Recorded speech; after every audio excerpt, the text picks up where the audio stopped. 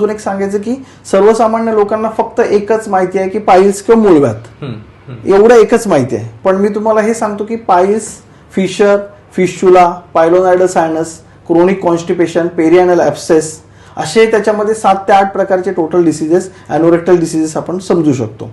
पण फक्त लोकांना एकच माहिती आहे की बाबा मूळव्याध, त्याच्या पलीकडे काहीच माहित नाही. तर याच्यामध्ये सगळ्यात महत्वाचं म्हणजे की एक्झामिनेशन हे खूप महत्वाचं आहे.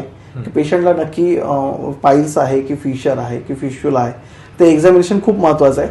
तर सुरुवातीला पेशंटने कधी जागृत व्हावं तर त्याच्यासाठी लक्षणं जे आहेत त्यामध्ये सगळ्यात महत्वाचं म्हणजे शौचाच्या वाटे रक्तस्राव होणे, शौचाला खूप कुंथावे लागणे, शौचाला खूप जोर करावं लागणे म्हणजेच, त्याच्यानंतर शौचाला गेल्यानंतर आग होणे, शौचाला वेदना होणे ही त्याची सर्वात महत्वाची लक्षणं आहेत.